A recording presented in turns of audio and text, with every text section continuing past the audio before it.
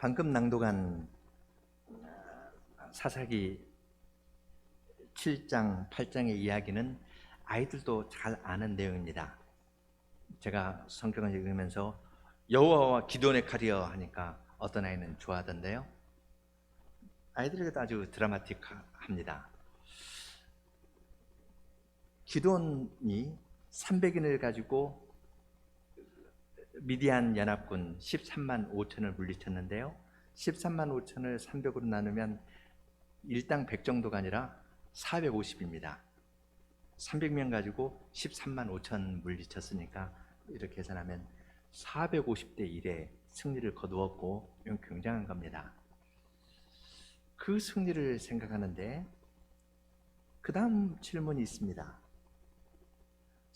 사사기를 읽을 때 기드온의 승리에 관한 이야기가 있는데요, 기드온 앞의 이야기는 이스라엘 백성이 바알을 섬겼다가 하나님께서 미디안 사람의 손에 넘겼다는 이야기가 있고요, 기드온이 죽은 다음에 이스라엘 백성이 다시 바알을 섬겼다는 이야기가 있습니다.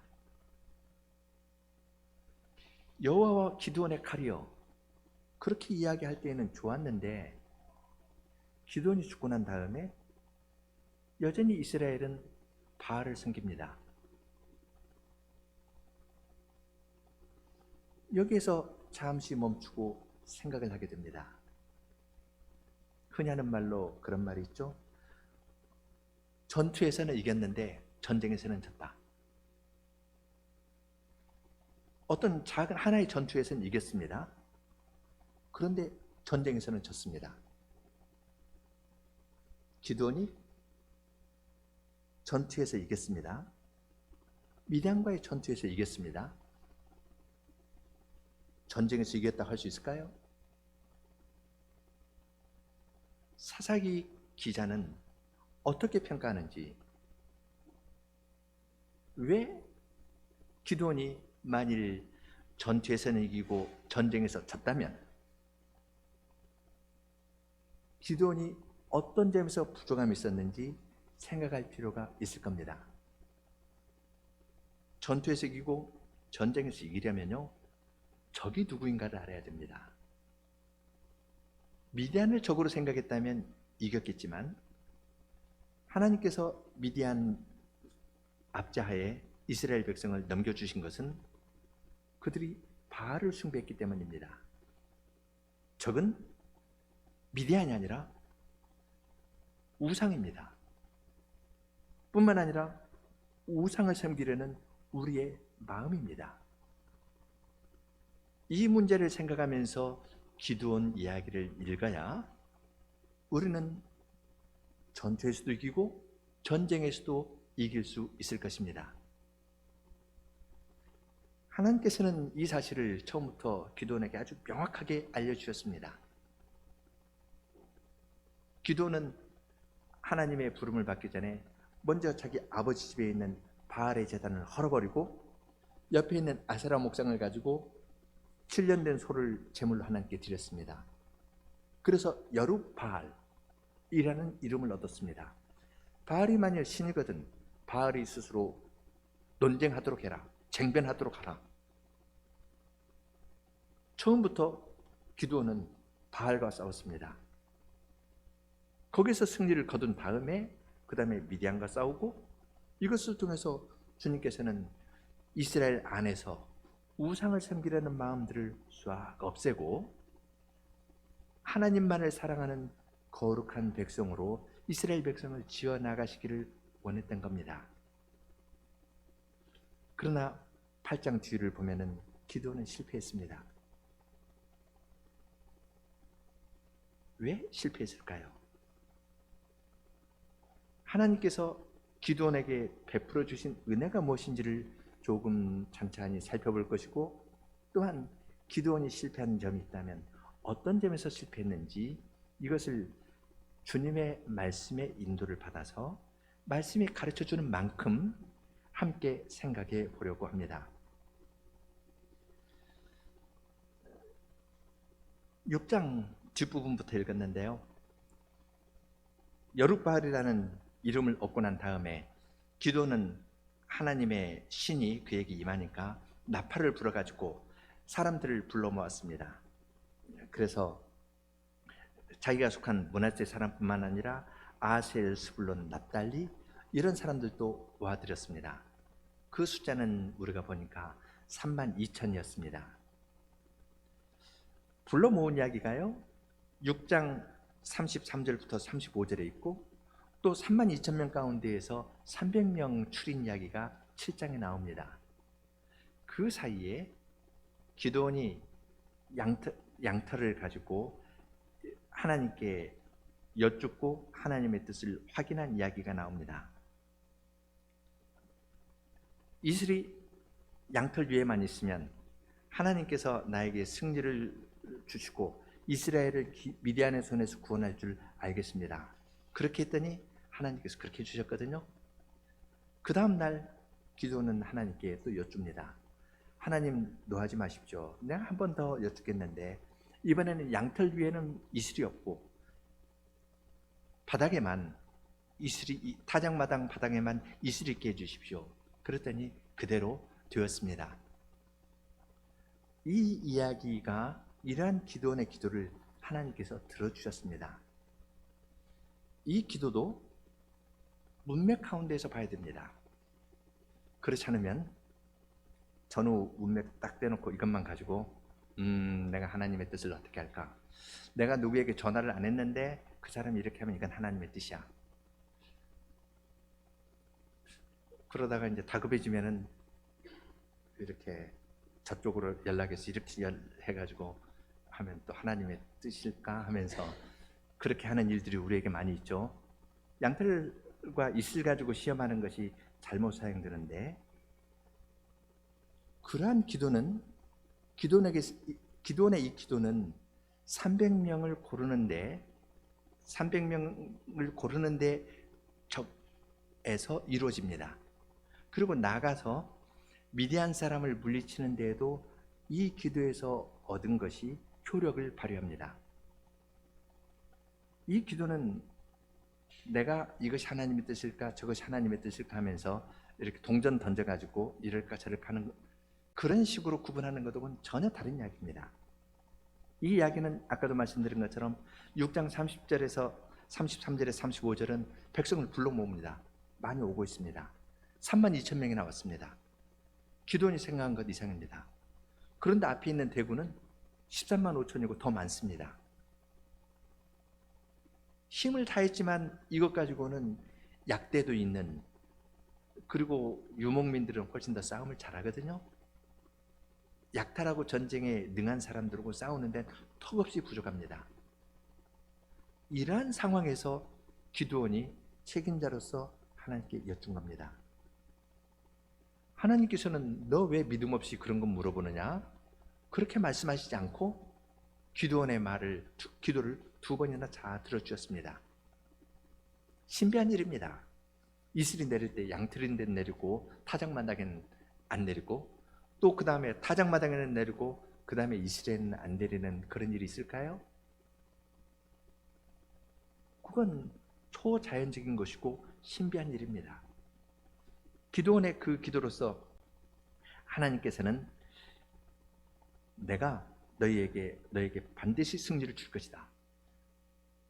초자연적인 방식으로 주님께서 일하신다는 것을 기드온은 확신했습니다. 그러니까 그 다음 말들을 순종할 수 있는 겁니다. 이러한 기도 없이 기드온이 그 다음 말 잘 순종할 수 있었을까요? 32,000명이 모였습니다. 하나님께서는 숫자가 너무 많다.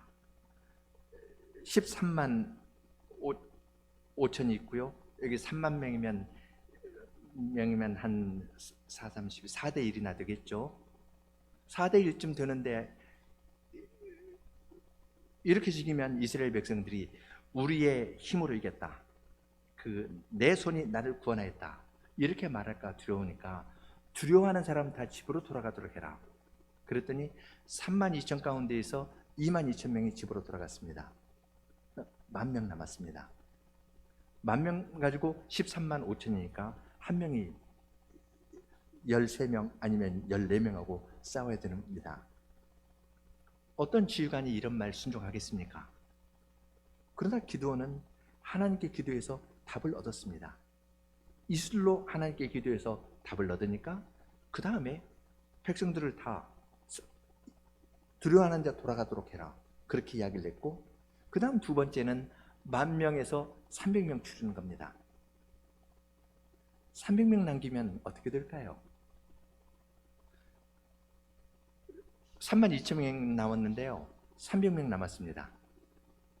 99%는 돌아가고요, 1% 남았습니다.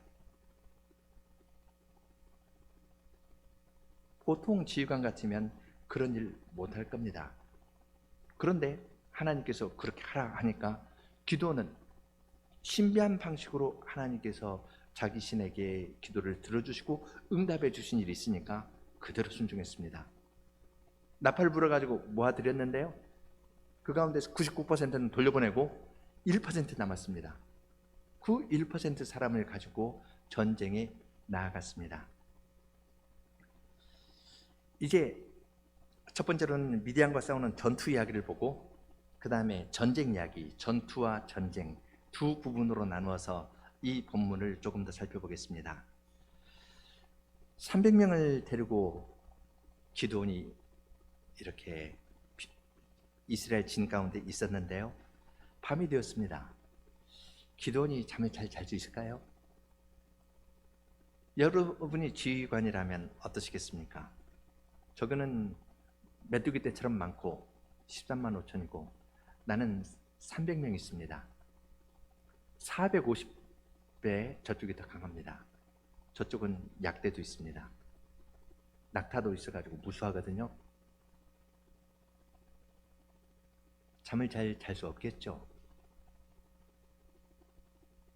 그러한 마음을 하나님께서 하시고 먼저 이야기하십니다. 10절, 그 밤에 여호와께서 기드온에게 나타나서 내려가라 이야기한 다음에요, 내려가서 적진을 치라, 내가 그것을 너의 손에 붙였느니라. 10절, 만일 내가 내려가기를 두려워하거든 내 부하 부라를 데리고 그 진호로 내려가서 그들이 하는 말을 들으라.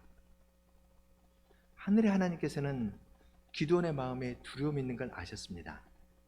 한번 내려가서 정탐해봐라 하는데 혼자 내려가는 것도 이제 무서워하는데요, 그럴 때 너의 부하 부라라는 그 부하와 함께 내려가서 그들이 하는 말을 들어보아라, 그렇게 이야기를 했습니다. 우리 하나님은 이런 분이십니다. 우리의 마음에 있는 두려움, 의심, 그걸 다 아시고 먼저 기도원 안에 있는 두려움을 이야기해 주십니다. 그걸 없애주시는 겁니다. 내려가서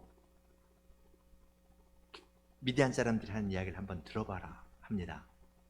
혼자 내려가기가 무섭거든 부하와 함께 내려가 봐라. 부하 이름까지 하나님께서 말씀하시면서 그 사람하고 함께 내려가라, 부라라는 그 사람하고 함께 내려가라, 그렇게 이야기를 하니까 기드온이 내려갔습니다. 그러더니 미디안 사람이 서로 이야기를 하는 거예요. 보르떡 하나가 굴러와가지고 미디안 진에 와서 장막을 무너뜨리고 그냥 다 풍지박산 만들어버렸다, 그렇게 이야기를 합니다. 그렇게 꿈꾼 이야기를 하니까 그 동무가 이건 다른 것이 아니라 이스라엘 사람 요아스의 아들 기드온의 칼날이라, 하나님이 미디안과 그 모든 군대를 그의 손에 붙였다, 그렇게 해몽을 해줍니다. 그러자 기드온은 그 자리에서 그 말을 듣고 그 자리에서 하나님께 경배했습니다. 경배는 하나님께 예배드리는 것은 하나님의 영광이 나타났을 때 그 자리에 사는 겁니다. 그리고 큰 확신을 얻게 했습니다. 이슬을 통해 가지고 기드온의 연약한 믿음을 붙돋아 주시고 굳게 했던 하나님께서는 또한 미디안 사람의 꿈도 조정하셨습니다. 그리고 그 이야기를 들은 사람의 생각도 주장하셔서 기드온에게 확신을 주는 해몽을 하도록 하셨습니다. 하나님께서 일하시는 방식입니다. 그런 확신에 들어가니까 그 다음에 기드온은 작전을 세우는데요. 작전은 아주 잘 세웁니다. 하나님께서 기드온에게 그 항아리를 가지고 항아리 속에 횃불을 넣고 그 다음에 나팔을 불어라, 이런 작전을 알려주신지는 않은 듯합니다. 기드온은 그 이야기를 듣고 이제 훨씬 자유롭게 되어서 작전을 셉니다. 세 대로 나누어 가지고 항아리에 횃불을 숨기고 그 다음에 나팔을 가지고 갔다가 미디안 사람들이 사는 진을 주위 사면을 삥 둘렀습니다. 그러다가 보초들이 바뀔 때, 보초들이 바뀌는 그 순간에 항아리를 깨면은 숨어 안에 있던 횃불이 탁 나오겠죠. 그리고 나팔을 붑니다. 그러면 미디안 사람들은 어떨까요? 사방 삥 둘러가지고 300명에도 삥 둘러가지고 이렇게 횃불 들고 그 다음에 나팔 불면서 오니까 한꺼번에 이렇게 공격이 오는 것처럼 느낄 겁니다. 여호와와 기드온의 칼이요, 그렇게 위치를 했습니다. 그런데 여기 있는 아이들에게 물어보겠는데요, 기드온하고 기드온의 군대가 칼을 가지고 있었나요? 없습니다. 항아리하고 항아리 안에 숨긴 횃불하고 나팔뿐이었습니다. 그런데 여호와와 기드온의 칼이요 하고 외쳤더니 미디안 사람들이 서로 놀라가지고요, 자중질환이 일어나서 친구가 친구를 쳤습니다. 이때 이제 미디안 사람들뿐만 아니라 아말렉 사람도 있고 동방 여러 민족도 있고 이스마엘 민족도 있었거든요. 여러 민족들이 연합군이기 때문에 밤에 급습하면은 서로 좀 달라가지고 이 충돌이 자연스럽게 있었을 겁니다. 이런 방식으로 하나님께서는 미디안 군대를 물리치도록 하셨습니다.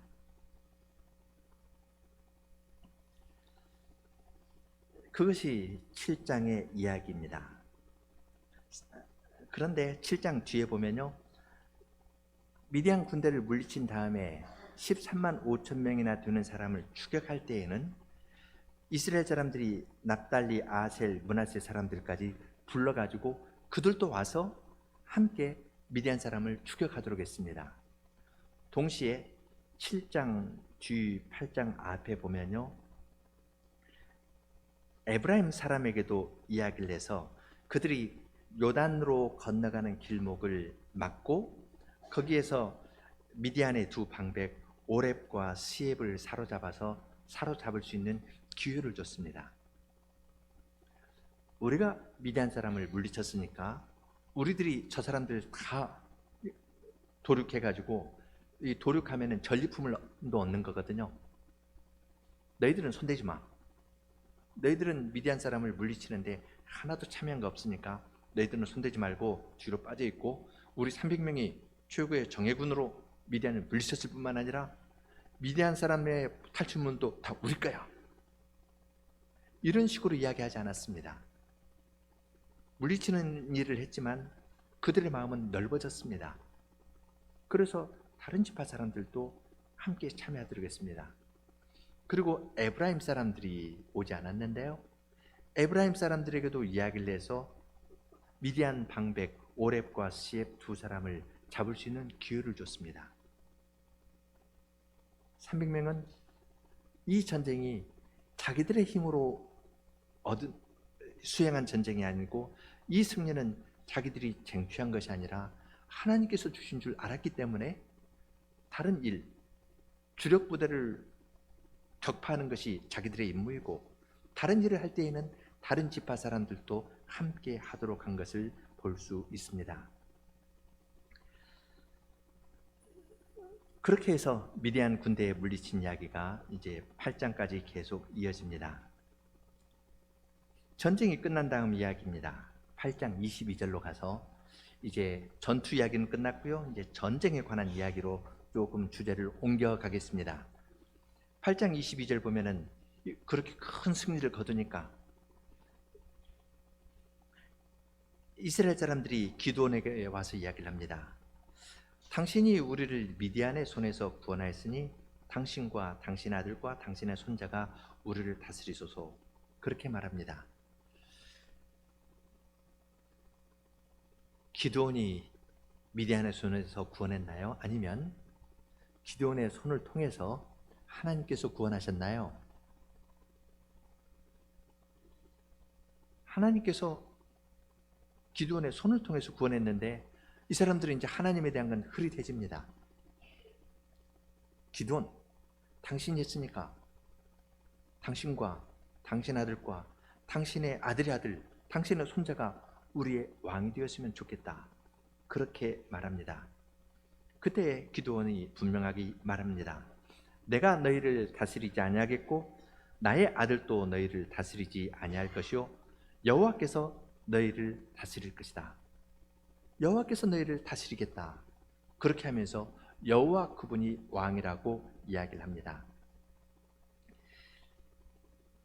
그때 이제 기드온은 그들에게 한 가지 부탁합니다. 너희가 탈취한 금으로 된 귀고리를 나에게 달라 합니다. 이스마엘 사람들이 동방 여러 족속 가운데 하나였는데요. 그들이 이 금 귀고리를 찾는 풍습이 있었던 듯합니다. 그 이제 죽이고 그 귀에서 이제 금 귀고리 뺐겠죠. 빼가지고 있는데 그걸 나에게 다오 하니까 그들이 그것을 기드온에게 줍니다. 1700세겔이라 하니까 뭐 16kg, 17kg쯤 된다 합니다. 굉장히 많은 건데요. 기드온은 그것을 가지고 에봇을 하나 만들었습니다. 에봇은 제사장이 입는 겉옷인데요. 청색 겉옷을 입고 그 위에 이렇게 그 조끼처럼 좀 밑에까지 내려가는 조끼처럼 된 것이 에봇입니다. 에봇에는 충패가 있죠. 그래서 12보석이 있고 거기에 우림과 둠밈이 있습니다. 에봇은 청색, 자색, 홍색실 그리고 금실로 만듭니다. 청색, 자색, 홍색실, 금실 하는 것은 지성소를 만들 때 하고 같은 건데요. 그래서 에봇을 가지고 하나님의 뜻을 묻고 그랬습니다. 기드온은 그들에게 금을 요구를 했고 탈취물 가운데에서 다른 건 가지라 하고요. 그 금으로 에봇을 하나 만들었습니다. 그 에봇에 대해서 이렇게 말합니다.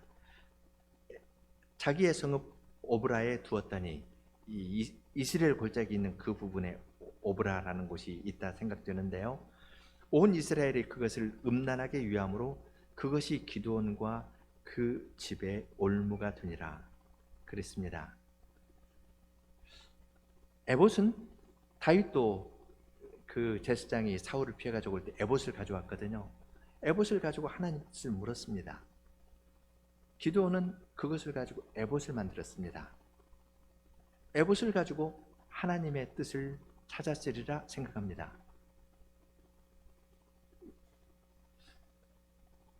여러분이 그 당시 이스라엘 백성이라면 그리고 만일 300인으로서 그 기드온의 혁혁한 전공을 세우는데 그 승리에 참여한 사람이었다면 하나님의 뜻을 찾을 때 여러분은 어디로 가시겠습니까?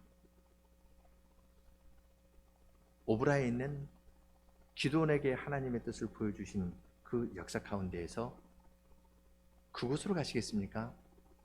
아니면 그 당시 성전은 실로에 있었습니다. 실로로 가시겠습니까?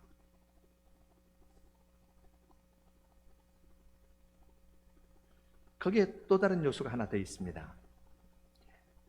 실로는 에브라임 지역입니다.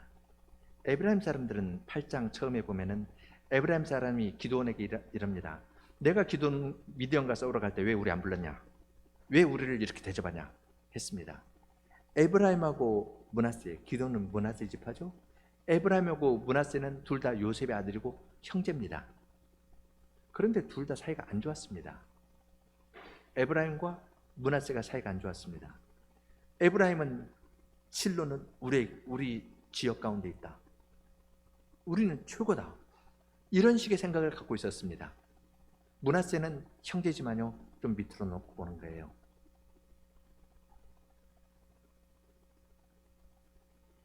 아마 기드온이 에브라임을 처음에는 안 부르다가 나중에 부르는데요. 거기에는 지파들 사이에 시기나 질투나 경쟁 같은 것이 작용했던 듯합니다. 기도는 그들이 준 금으로 에봇을 만들었습니다. 말하자면 사람들이 실로에 있는 성소로 가지 않고 거만한 에브라임 사람이 있는 그곳으로 가지 않고 우리 문화세도 성전이 있다, 성소가 있다, 성소를 대신할 만한 에봇이 있다 해가지고 여기 와서 하나님의 뜻을 찾도록 하는 겁니다. 이제 여기에는 그렇게 할 만한 일이 있죠. 이스를 가지고 하나님의 뜻을 분간해 알려주었거든요. 미디안의 손에서 구원해 주었거든요. 그러니까 사람들은 기드온의 집으로 가는 겁니다. 여기에 대한 하나님의 평가는 엄중합니다. 이스라엘 백성이 음란하듯 에봇을 섬겼다. 기드온이 이 계명을 어긴 겁니다. 기드온이 우상 숭배자가 된 겁니다. 음란하게 우상을 섬겼습니다. 그것은 그가 이룬 승리에 기초한 겁니다. 하나님의 은혜로 승리를 했는데 그것이 자기의 것이 되고 이것 때문에 사람들을 자기에게 모게 하니까 구약교회를 분열시켰습니다.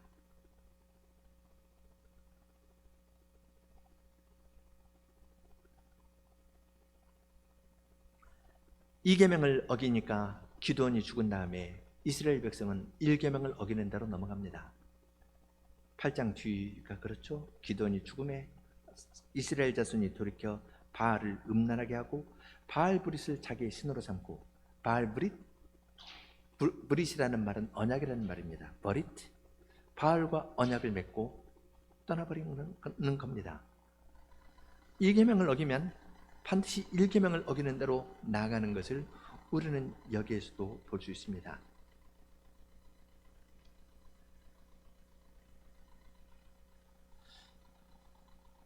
기도는 전투에서는 이겼지만 전쟁에서는 패했습니다. 미디안 사람과 싸우는 것은 오히려 쉬웠지만 자기와 싸우는 일은 훨씬 더 어려웠고 원수의 말에 대해서 아니라고 말하는 건 쉽지만 자기와 가까이 있는 사람들의 말을 듣고 그 사람들의 말에 대해서 자기를 칭찬하는 사람의 말에 대해서 아니라고 말하는 건 훨씬 더 어려웠던 듯 싶습니다. (7장과 8장의) 이야기를 보면서 우리는 두 가지를 생각합니다. 기드온의 승리를 생각하고 기드온의 에봇을 생각합니다. 기드온의 승리는 하나님의 선물입니다. 하나님께서 기드온에게 승리를 주실 때 그의 두려워하는 마음을 아시고 두려워하는 그의 마음을 어루만져 주시면서 또한 두려움이 사라진 상태에서는 아주 지혜를 발휘해 가지고 또한 용맹도 발휘해서 그 일을 하도록 하셨습니다. 이슬로 하나님의 뜻을 알려주심으로써 내가 신비하게 모든 것을 통제한다고 알려주시고 미디안 사람의 꿈을 통해서도 기드온의 마음에 확신을 주시고 해몽하는 사람의 마음도 하나님께서 주장해서 기드온으로 하여금 그 일을 잘 감당하게 하셨습니다. 이러한 가운데에서 기드온은 항아리와 나팔, 그 횃불 이런 것으로 작전을 써서 일을 잘 한 겁니다. 하나님의 은혜로 이러한 사명을 감당할 때는 사람의 마음이 넓어집니다. 300명이 우리 힘으로 승리했다고 말할 수 있을까요? 기드온이 내가 용감해서 미디안 13만 5천 물리쳤다고 말할 수 있을까요? 기드온 자신도 두려워하고 있었습니다. 두려워하고 있는 나에게 주님께서 찾아오셔서 내 두려움을 없애주시고 능력이 없는 나에게 능력을 주셔서 이 일을 감당하게 했다. 적의 주력 부대를 파하는 데는 300명의 용사를 주님께서 쓰셨다. 그렇지만 나머지 사람을 더 쫓고 그들을 진멸하는 데에는 다른 지파의 도움도 필요하다 해서 알려서 함께 참여하게 하는 겁니다. 이것이 하나님의 선물을 바르게 받은 사람의 태도입니다. 나만 하지 않습니다.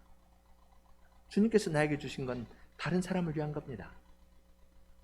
그러니까 기도는 즐거이 에브라임 사람에게도 청을 내서 그 일에 함께 참여하도록 했습니다.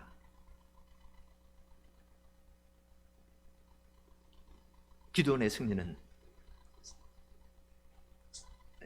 300명에게 집중된 것이 아니라 이스라엘 온 백성이 그 전쟁에 참여하게 하는 대로 넓어지는 데에서 그 아름다운 모습이 나타나는 것을 볼 수 있습니다.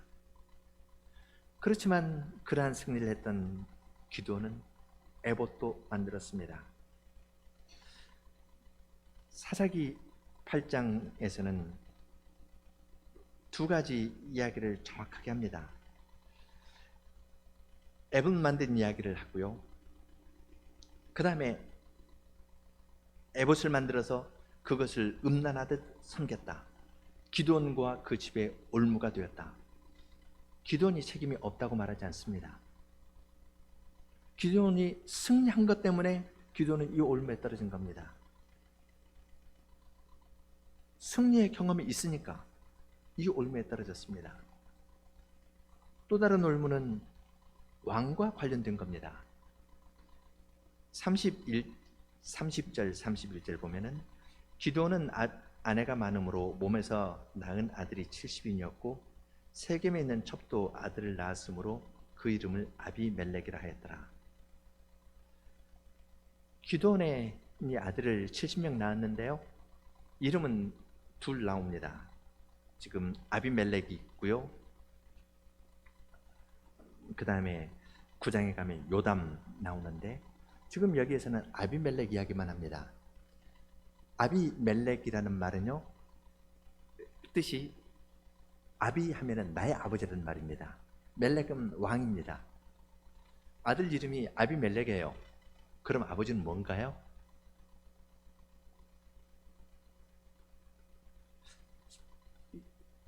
기도는 말로 그랬습니다. 나도 너희를 다스리지 않고 나도 너희의 왕이 아니고 나의 아들도 너희의 왕이 아니다. 오직 여호와께서 너희의 왕이시다. 그렇게 이야기했습니다. 말은 그렇게 했습니다. 그런데 아들 이름을 아비멜렉 했어요. 그럼 그 아들 이름이 나의 아버지는 왕이거든요. 그럼 기도는 뭡니까? 왕입니다. 말은 아니라고 했는데 실질에 있어서 기도는 왕이 되었습니다. 아내를 많이 두는 것, 그 당시 왕들의 모습입니다. 처첩을 많이 두고 70인 낳는 것, 이건 그 당시 왕들이 행하는 일이었습니다. 기도는 여호와께서 너희의 왕이시다. 그렇게 이야기를 했지만, 고백은 그렇게 했지만 그는 실질에 있어서는 그의 큰 승리를 보고 사람들이 자기 딸을 갖다 준다든지 해서 할 때 그냥 그것에 넘어갔습니다. 그래서 많은 아내를 두게 되었습니다. 그렇게 해야 저 부족과 우리 관계가 좋아진다 하니까 거기에 넘어간 겁니다. 그리고 급기야 그들 중에 그 첩의 아이인데요, 그 첩이 이름을 지었을지 기돈이 지었을지는 모르겠는데 내 아들 이름은 아비멜렉이라고 지읍시다. 첩이 그렇게 이야기하면 늙은 기도는 했을 수가 있어요. 기도는 혼자만이 아니라 왕을 요구하는 사람들의 힘에 그냥 그걸 이기지 못하고 거기에 넘어간 겁니다. 우상을 숭배하려는 사람들의 경향, 그리고 왕을 요구하는 사람들의 근본적인 욕구, 이것이 큰 세력처럼 나아가고 있는데 기도는 거기에 졌습니다. 미디안의 많은 군대를 물리치는 건 물리력으로 할 수 있는 겁니다. 그러나 여호와 대신 눈에 보이는 번영을 요구하는 바알과 같은 신, 여호와 대신 눈에 보이는 지도자를 요구하는 이스라엘 백성들의 근본적인 마음, 이 문제에 있어서는 기드온이 마땅히 생각해야 될 만큼 깊이 생각하지 못하였습니다. 적은 미디안이 아니라 우상을 섬기려는 우리의 마음이고, 사람을 높이고 그 안에서 나의 모습을 찾으려는, 나의 안전을 찾으려는 우리의 마음에 있습니다. 이것을 물리쳐야 하나님의 거룩한 백성다울 수 있습니다. 기드온도 그 당시의 백성도 이 점에서 그들은 약하였습니다. 이것이 사사기의 모습입니다. 사사기의 결론은 그때의 왕이 없으므로 사람이 각기 자기 소견에 옳은 대로 행하였다. 여기에 기드온도 포함됩니다. 진정한 왕이 없기 때문에 지도자라 하더라도 이런 실수를 하고 이런 잘못을 범하고, 또한 백성들도 같은 실수를 반복하는 겁니다. 그러면 이것이 이야기의 마지막일까요?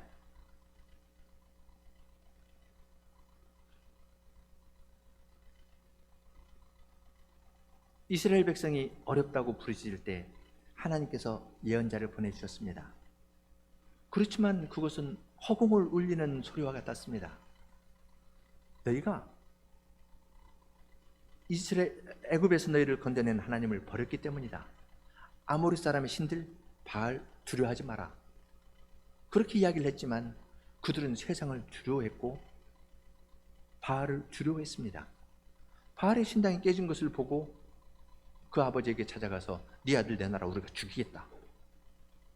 바알의 단을 회파했으니까 우리가 저주받을 건데 저놈 죽여서 인신제사라도 드려야 우리가 바알의 저주로부터 벗어날 수 있겠다. 이렇게 생각하는 것이 이스라엘 백성들이었습니다.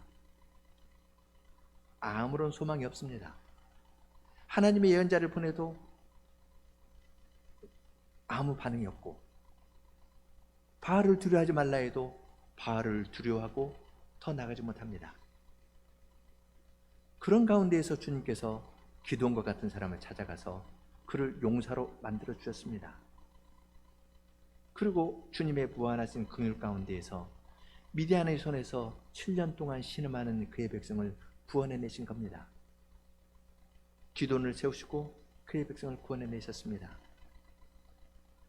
그런데 주님께서 주신 승리 때문에 이들이 새로운 죄를, 물론 죄는 똑같지만 또 다른 새로운 형식으로 똑같은 죄를 짓습니다.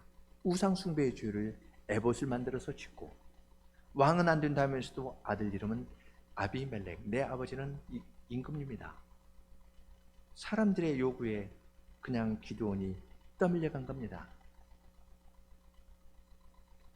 소망이 없는 가운데에서 기드온을 세워서 일을 해나가신 우리 주님께서는 오늘날도 동일한 일을 행하십니다. 어제나 오늘이나 영원토록 동일하신 주님께서는 아무런 소망이 없는 우리들을 구원하시려고 사랑하시는 아드님을 보내주셨고, 아드님의 온전한 순종, 기드온과는 비교할 수 없이 온전한 순종을 하신 그분 안에서 우리들을 새로 지어나가십니다.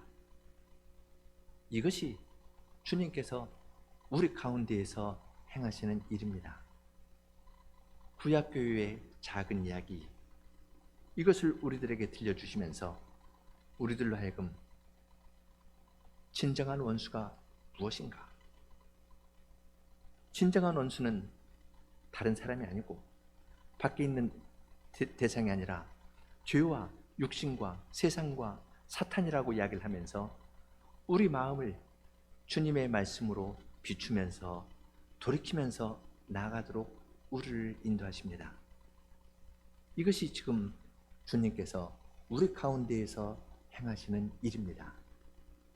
이 일을 깨닫는 사람은 기드온의 300명처럼 주님의 일에 쓰임을 받을 것입니다.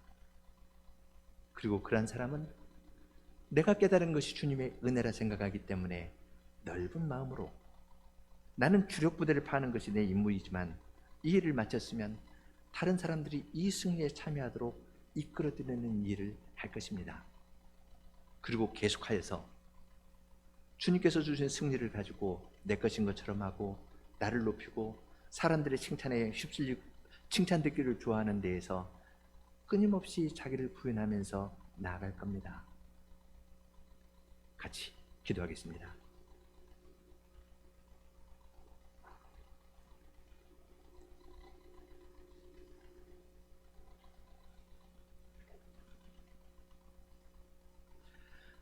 사랑과 지혜와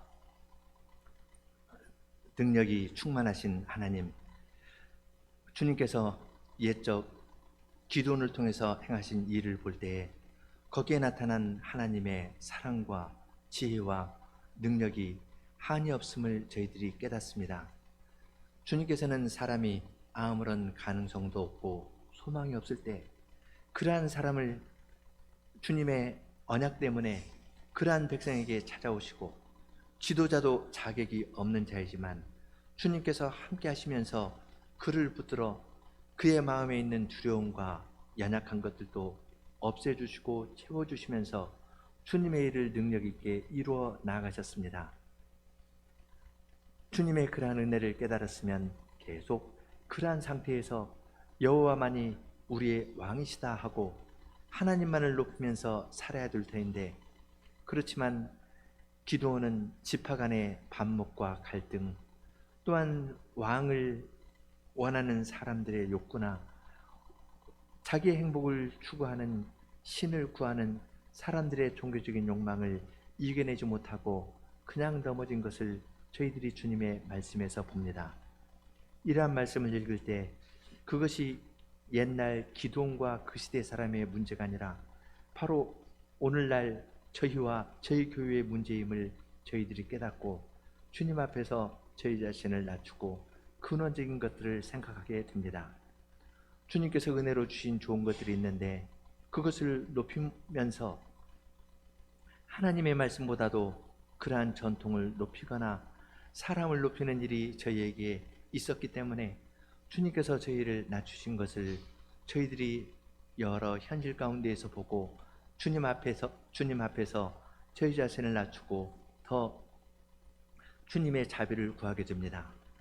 저희의 문제를 지적하신 주님께서는 단지 지적만 하시는 것이 아니라 그러한 저희를 다시 소성시켜 주실 것을 약속해 주시고, 이러한 말씀으로 근본적인 저희의 한계와 잘못을 지적해 내실 뿐만 아니라 온전한 순종을 하신 그리스도를 보여주시고 그리스도와 연합하여서 살도록 저희를 인도하여 주십니다.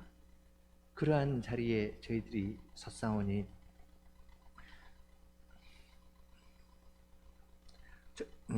저희들로 하여금 이러한 하나님을 마음에서부터 사랑하고 주님께서 주신 은혜의 좋은 선물을 가지고 자기를 높이려는 우상숭배적인 마음을 다 없애게 하여 주시고, 사람에게 칭찬 듣기 좋아하는 저희의 그러한 마음이 주님 보시기에 부정한 것이고 타락의 넘어짐의 첫 단계임을 생각하여서 그러한 데에서부터 벗어나서 마음을 다하여 주님을 사랑하고 이웃을 사랑하는 사람들이 다 되도록 저희를 인도하여 주시기를 구합니다. 예수님 이름으로 기도합니다. 아멘.